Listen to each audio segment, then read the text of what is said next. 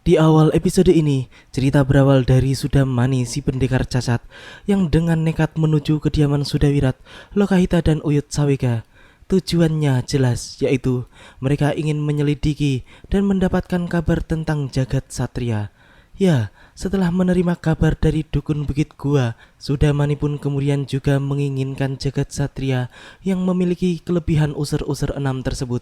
Ia pun kemudian menyuruh muridnya untuk mendekati rumah Sudawirat dan menguping pembicaraan guna mengetahui keberadaan jagat satria.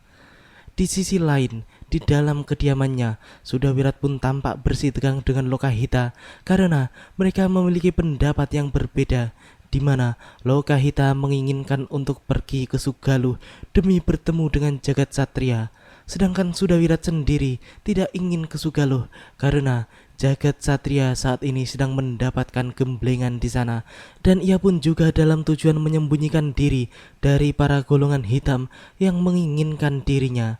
Apabila mereka nekat pergi ke Sugaluh, maka itu semua akan memancing orang-orang golongan hitam untuk mengikuti mereka ke sana. Itu artinya keselamatan jagat satria pasti akan terancam.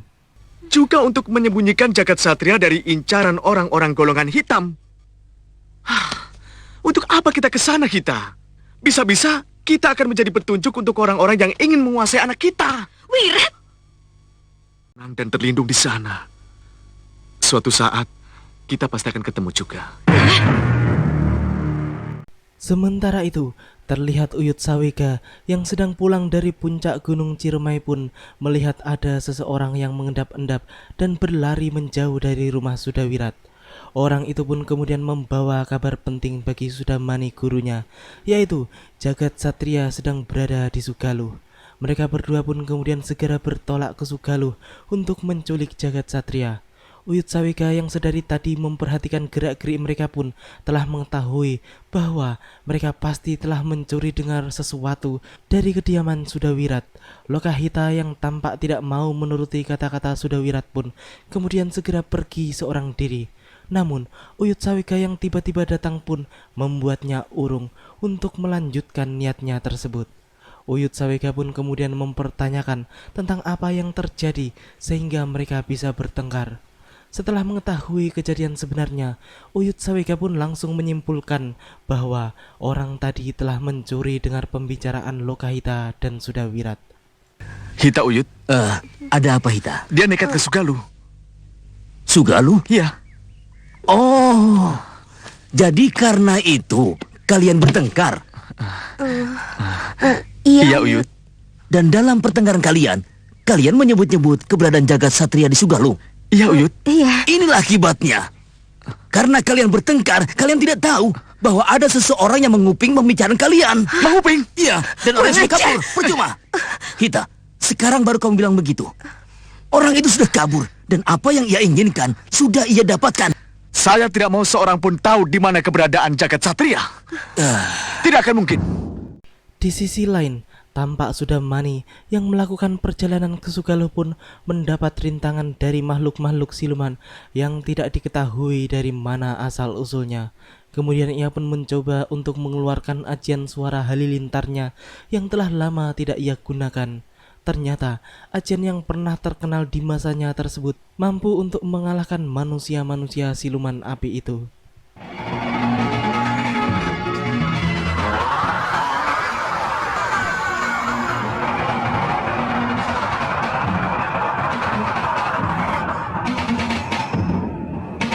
Ternyata aku masih bisa menggunakan ilmu halilintar.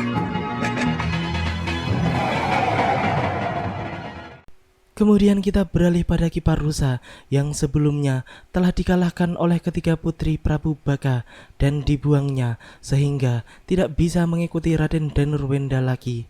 Ia pun kini berteriak-teriak meminta tolong yang kemudian didengar oleh dua orang yang sedang mencari kayu bakar di hutan tersebut. Salah satu orang tersebut pun mencoba untuk membuka penutup kepala Kiparusa, namun justru dirinya pun terpental karena tali tambang dan penutup kepala itu adalah sihir. Kedua orang itu pun juga telah menyadari tentang tali tambang dan sihir tersebut.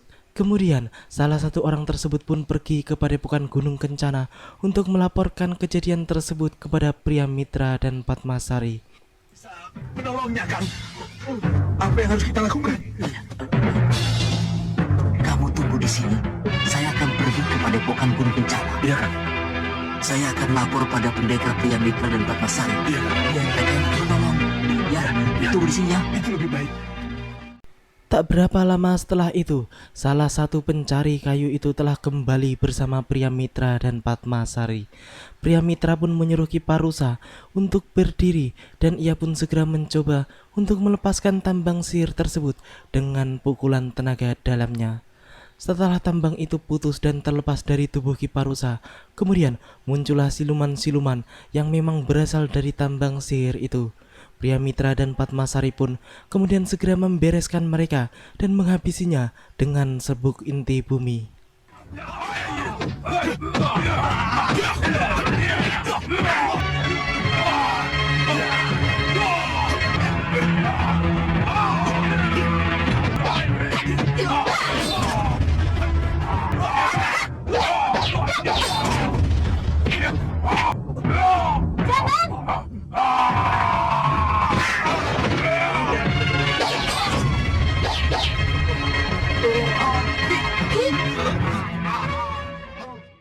Di sisi lain, tampak Prabu Baka marah besar ketika mendengar laporan bahwa Segawan Tonggos dan ketiga putrinya telah gagal membunuh Prabu Angling Darma dengan malih rupa tempo hari.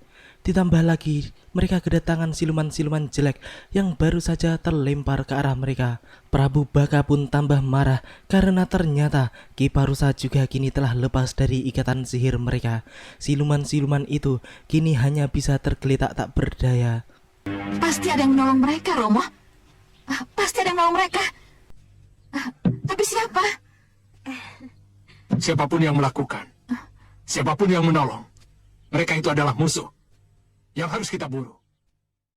Di Gunung Kencana, Ki Parusa masih terlihat sangat lemah akibat serangan-serangan makhluk siluman tersebut.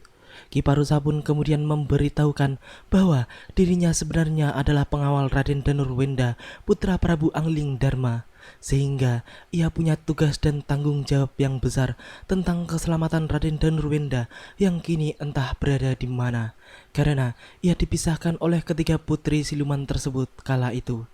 Seharusnya Danurwenda kini telah berada di Malwapati. Pria Mitra yang mendengar semua itu pun menyanggupi bahwa ia akan menggantikan tugas Ki Parusa untuk ke Malwapati guna mencari tahu tentang kabar Raden Danurwenda tersebut. Kalau kami tahu dari kemarin-kemarin, saya pasti sudah berangkat ke Mawapati untuk mendapatkan kabar itu langsung dari Gusti Prabu. Langsung dari Gusti Prabu Angling Darma. Jangan khawatir, kami juga pengawal Mawapati. Jadi tidak ada salahnya kalau saya yang berangkat untuk mencari kabar itu. Tapi... Percayalah, Ki. Suami saya akan segera kembali dengan membawa kabar baik, seperti yang Aki inginkan. Iya. Di saat itu, Pria Mitra pun telah memasuki sebuah desa yang masuk dalam kawasan Malwapati. Ia pun hendak ngopi untuk melepas lelah setelah sekian lama berkuda. Sedangkan di sebuah kedai di desa itu, tampak sudah Mani si kakek bungkuk sedang marah-marah karena orang di situ tidak ada yang mengetahui tentang letak padepokan Sugaluh yang kini sedang dicarinya. Ia pun kemudian menghajar semua pengunjung kedai yang tidak mau menjawab pertanyaannya. Namun, ia pun menjadi sangat takut ketika ia melihat Pria Mitra berjalan memasuki kedai itu. Ia pun langsung menutup mukanya dengan kain yang selalu berada di lehernya. Bahkan saking takutnya, si pemilik kedai yang meminta uang ganti rugi pun langsung dikasihnya dan ia pun segera berlalu dari tempat itu.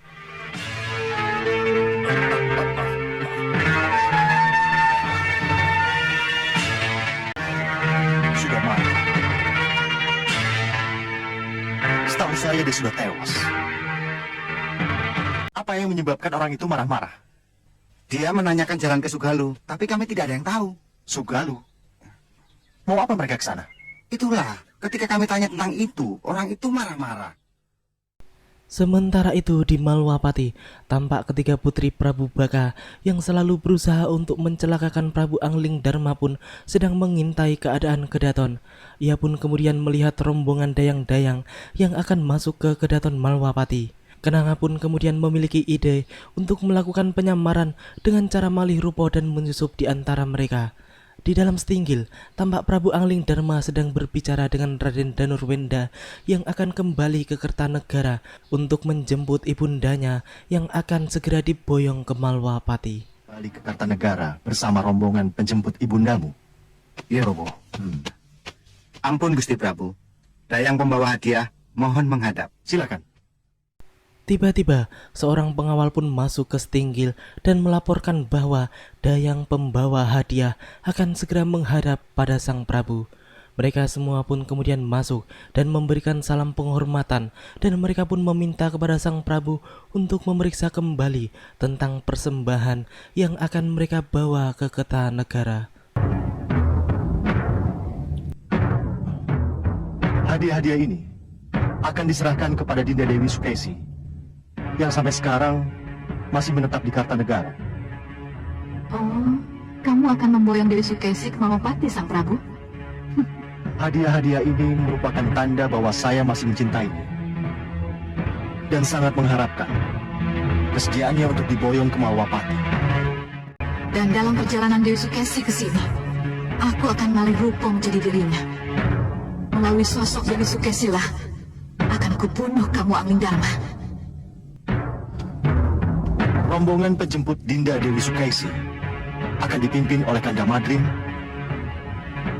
dan Nanda dan Ruwenda. Mohon doa restu Pamanah Paseta. Semoga berjalan lancar. Baik, Gusti. Setelah selesai melakukan mata-mata, Kenanga pun kemudian kembali kepada kedua saudaranya. Namun, belum sempat mereka beranjak dari tempat tersebut, tiba-tiba datanglah kelompok Ki Hanubawa yang dipimpin oleh Hanucara dan Hanusara yang bertujuan untuk membawa Kenanga ke puncak Gunung Kelut, yang kemudian akan dijadikan sebagai ratu atau pendamping Ki Hanubawa. Akan tetapi, jelas mereka mendapat penolakan keras dari ketiganya sehingga pertempuran pun terjadi. Namun, para anak buah Ki Hanubawa ternyata tidak mampu untuk menghadapi para putri siluman itu, ditambah lagi dengan kehadiran Segawan Lanang dan Prabu Baka yang jelas membuat mereka gagal dalam menjalankan tugasnya.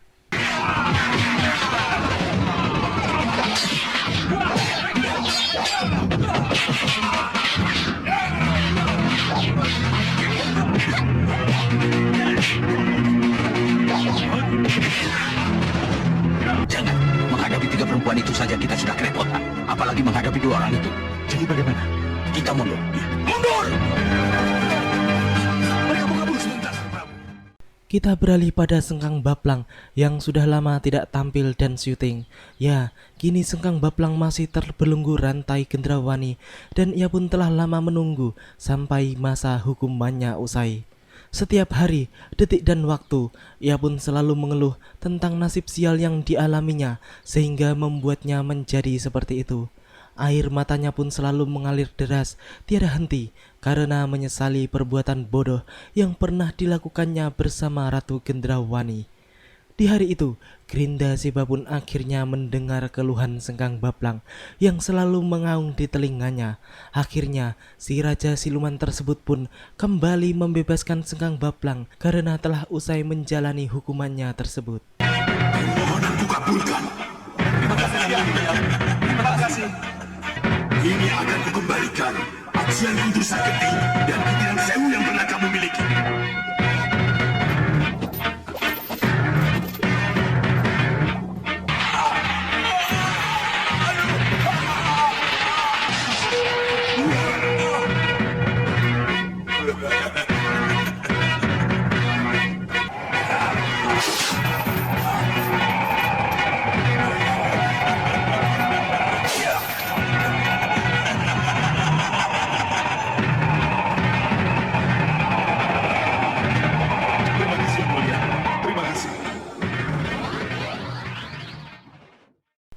Demikianlah akhir dari episode ini.